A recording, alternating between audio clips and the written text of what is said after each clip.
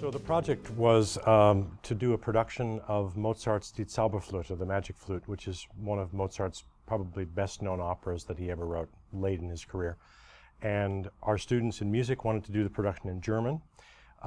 We had had a successful collaboration with Ryan Murray and Phil Davis previously, and we decided to incorporate video, scenery, and animation in collaboration with the opera itself.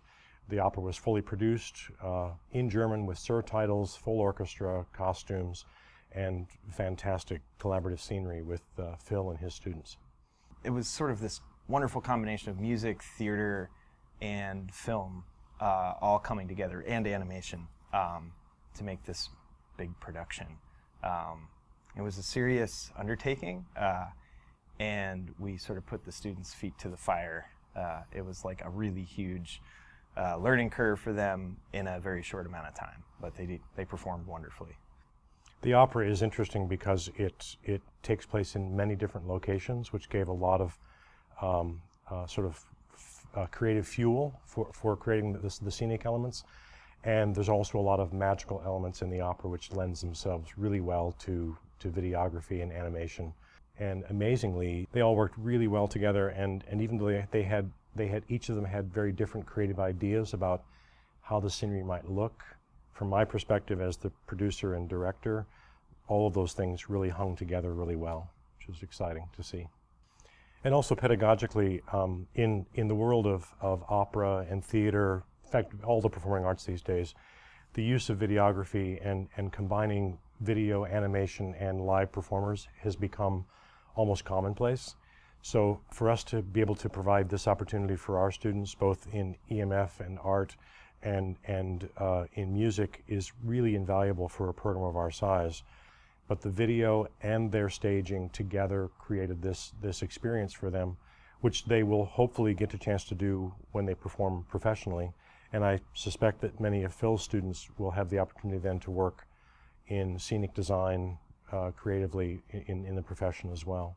To give them this opportunity to work live with real actors in person live was amazing, and something that was definitely not part of the normal curriculum, which was really exciting for me to kind of guide them through it. But I think they all told me afterwards that it was just like a wonderful experience to do something completely outside of their comfort zone, but still be able to use their skills that they've kind of garnered through their major.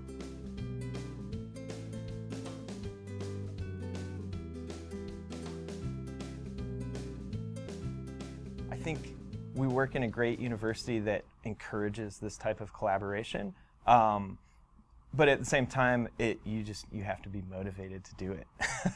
And Phillip and I just started meeting over cups of coffee and just spitballing ideas to each other. He was really interested in trying to incorporate some kind of video and technology and projection screens into the performances that he was directing, and I was really interested in getting my students outside of their sort of bubble of only filmmaking and not really trying something new or an experience that's live. And so really it comes down to just hanging out with faculty outside of your department every once in a while. I think it's really, really important to take advantage of the huge amount of majors and disciplines that this university offers. And it's sort of a natural thing to want to work with other people that have different experience and different interests than you.